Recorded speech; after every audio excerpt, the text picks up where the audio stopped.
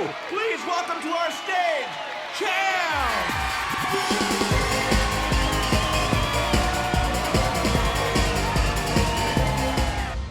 Perfect Blue is unlike most modern Western media. It's stylized, psychologically disturbing, and by the time credits rolled, genuinely had me like, no, I'm the real thing. Bruh. You serious?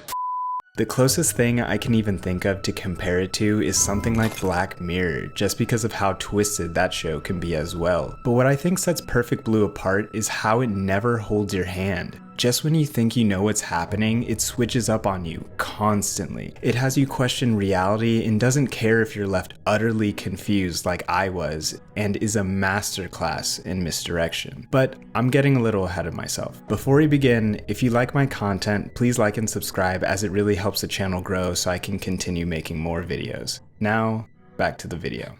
I can't do this! Mika.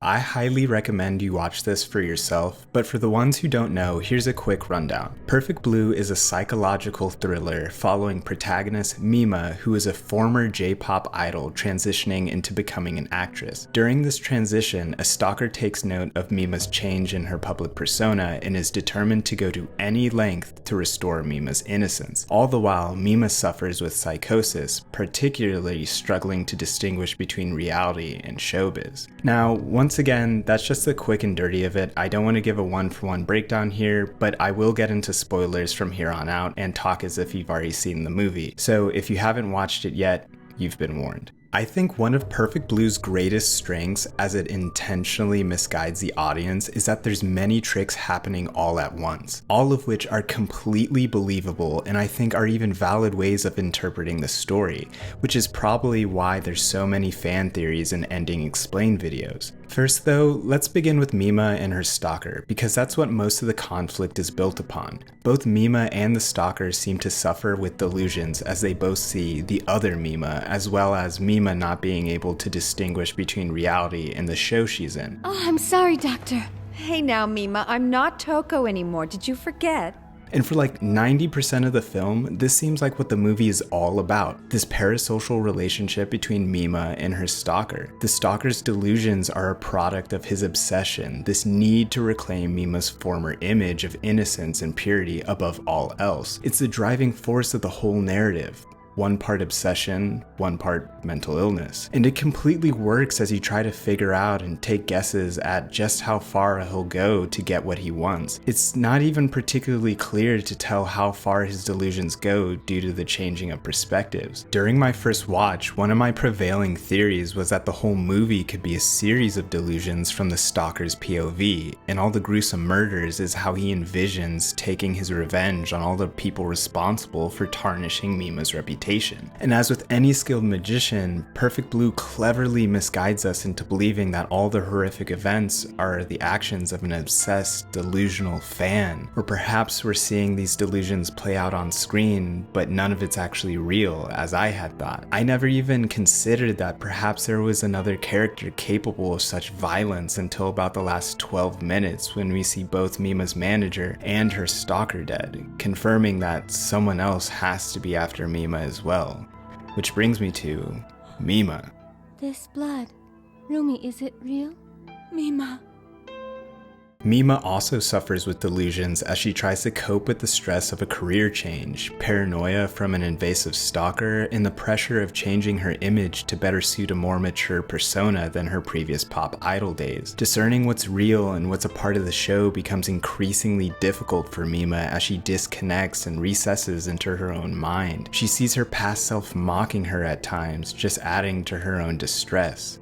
I think one of the best scenes that shows just how poorly Mima's mental health is the one where she comes home ready to feed her fish, but then realizes they're dead. She begins completely breaking down crying as she trashes her apartment. Of course, it's not really about the fish at all as she cries out, Of course I don't want to do it, but I didn't want to tell them that all those people have done so much for me. And once again, Mima's tormented by delusions of her past self. It's a truly tragic scene and plays into a bigger idea that maybe much of what's happening isn't real at all and is instead hallucinations brought on by Mima's crumbling mental state. It's sad and depressing, but a scenario that seems completely plausible throughout the movie. At one point, I was completely convinced that Mima suffers from dissociative identity disorder, DID for short, up until the movie outright addresses that possibility with a fake-out scene with Mima being diagnosed. But it's revealed to be a part of the show and she's just playing her role. But not only does Perfect Blue put you in Mima's shoes feeling just as confused and distressed as she does because you too can't discern what's actually happening or not, but it also draws so much attention to Mima's mental health and her crazed stalker that you never guess the twist on your first watch.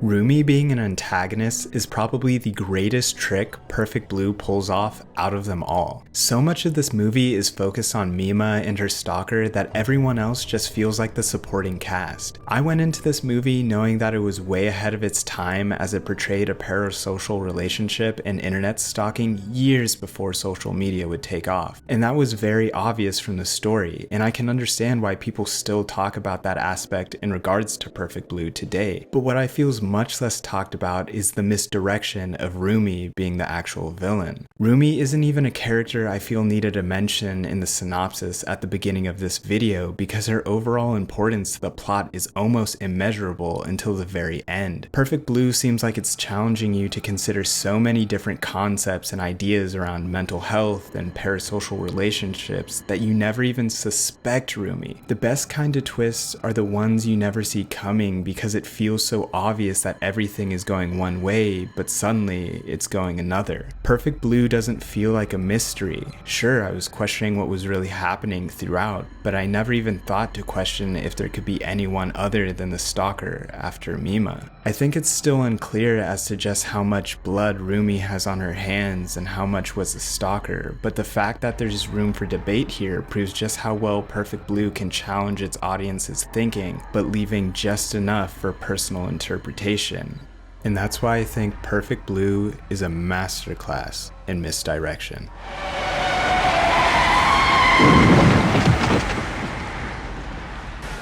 Hey, thanks for watching and happy Halloween. If you've made it this far, I really appreciate it and want to know your thoughts on Perfect Blue down below. Also, I made an edit for Perfect Blue, so be sure to check that out and let me know what else you want me to cover on this channel.